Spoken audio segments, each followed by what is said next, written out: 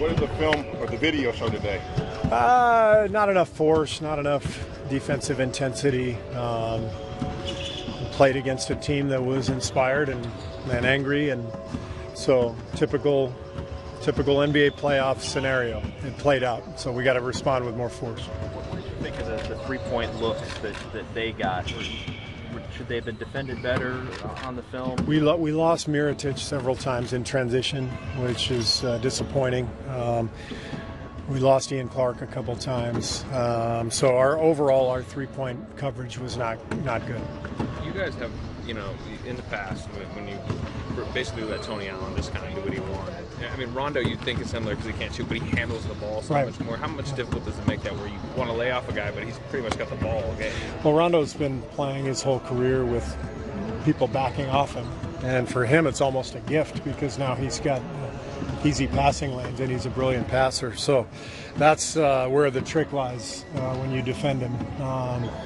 You got to understand when to back off, when to pressure, and it's not an easy thing to figure out because he's such a unique player, and they have a team that's very suited to his talents and vice versa. Was that a big problem in his 21 assists last night? I know you mentioned the Mirotic transition. I remember he's kind of bringing guys in, right, pitching it back, and dumping it off easy to Davis. Yeah, no, Rondo was great last night. I mean, he was fantastic. So our defense has to get better. We got to, like I said, we got to pick our spots better in terms of whether we're pressuring them or backing off. And you get a feel as you go with this stuff, and I think we'll be better tomorrow.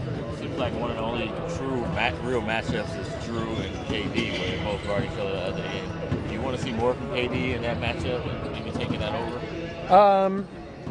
I don't look at the game that way in terms of individual matchups. I think we can all play with more force and more intensity, and that's everybody on our team. So as long as we're doing that, then everything kind of takes care of itself. Steve, to your point yesterday of Statw with just the second game being the most challenging part, what is the process you envision of that timing and rhythm and fatigue? Well, the third game is usually amazing. Yeah. No, but that's just been my experience, both as a player and as a coach. That second one, when the adrenaline's gone, reality sets in, and you got to grind through a little bit. But the good news is, as you move on, the rhythm comes back and the routine comes back, and I think that's what you're going to see from Statw. He's going to step into a much more comfortable role, and not only within the offense, but in his being, in his body. He's feeling better and better each day. Is he at the point to be able to increase the minutes, or you want to keep it kind of where it's been so far? I think he's gaining conditioning every day, so we can definitely increase the minutes. Is there still concern with that lineup, the lineup with Iguodala in there and Draymond at the center? Is there still concern of starting that because you don't want to mess up the? You guys are good. You guys. Yes, there is concern. There's a lot of concern, but I still could do it. It's plausible. But if you did do that, if we were to do it, is there concern that like you said, that messes up your rotation pattern? Well, I think answering the question in general terms, this series is pretty unique because they play so small, and our bench is filled with centers, and so it's the first series that I can remember where we haven't really been able to go like 10, even 11 deep, and since I've been here. So, but they're a very unique challenge. So we're down a body with Patrick McCaw. He would make a lot of sense with his defense in this series. Without him, and then overloaded at centers in reserve, and even starting small like we did the first two games, it definitely thins our bench out. So that's something we have to consider. An ideal or a minutes limit that you would want to play that particular group in a game? Is there a ballpark number? No, I don't ever go into a game, especially a playoff game, thinking along those lines. I mean, guideline maybe. No. In the regular season, it's not a lineup we want to, go to all the time because it can be tiring, and you got 82 games. But in the playoffs, it's a lineup we've gone to, for longer minutes, and there's always rest in between games. You don't have back-to-backs, all that stuff. So there's some food for thought for you, Chris. I mean, that makes this an entire possibility. I got to rethink everything. I don't know what I'm going to do. On that lineup, last year particularly, it was quite excellent, and this year it hasn't gotten a lot of run just because of injuries and things like that, but it hasn't really seemed to find its groove yet, at least like it did last year. Is that just not having a lot of time together to make that happen? Is that the regular season and the wear and tear of it all? What do you attribute it to? I think it's a combination of the injuries and the way we kind of went through the regular season anyway. We were resting guys. Periodically we were pacing ourselves, to be quite frank. We weren't bringing the full 110% old college try every night with that group, and it's a group that obviously has to compete at a high level for it to really catch fire, and obviously this is the playoffs, and so it's I'm very comfortable playing that group and playing other guys as well, so we'll find the right combinations. Steve, as a player or a coach, do you have any examples of players outrageously trying to bait opponents into a stupid foul or into doing something otherwise? I did play with Dennis Rodman, so yes, many examples. So. Anything stand out? No, I mean, it happened all the time. Just, guys, Dennis trying to get under guys' skin and them retaliating, picking up a foul. And there's been plenty of others in the league's history. It's a fairly common tactic. And so I think Draymond's done a good job of, handling his business. And, Rondo's a competitor. So they're competing. I don't see anything wrong with it other than the tripping. You can't do that. I'm all for getting underneath a guy's skin, but you can't try to step on a guy's foot or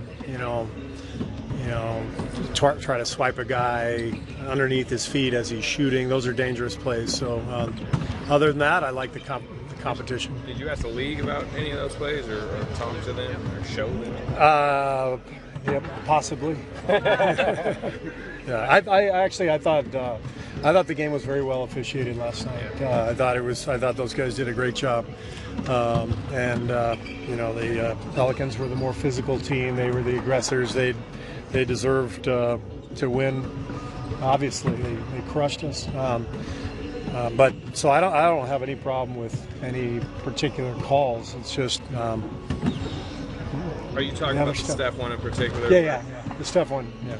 So we'll, whatever. We'll probably send it in, and it's not going to do anything, but hopefully they just keep an eye on it. Did you see that this morning, I assume? I saw it last night. Oh, okay. Just a dangerous play. It's a dangerous Kiki's here, right? Kiki's here. Yeah. I need to be back from that. I haven't talked to him.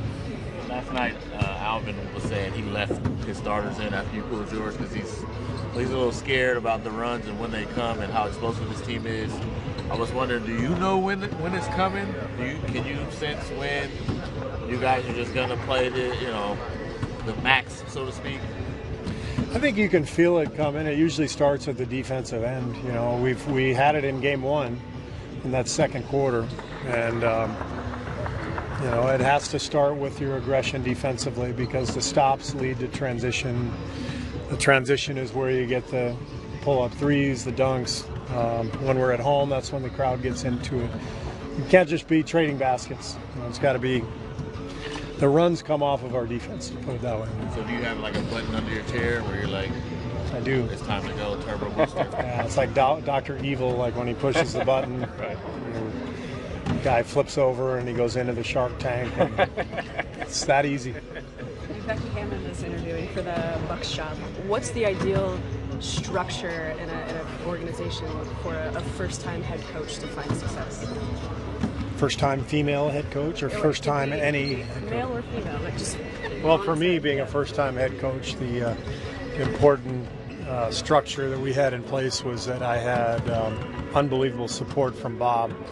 I think the coach has to have a partnership with the owner and the GM, and then it's up to the coach to develop good, strong relationships with his best players. And so when you get that all in line, star player, GM, owner, coach, and you got some talent, then I think you have the formula to be successful. And as it pertains to Becky, the doubt that might come out or the sexism that might come out, how can an organization help her deal with that? Again, support from ownership and the GM is the key for anybody, but it would be especially key for a woman stepping into that situation.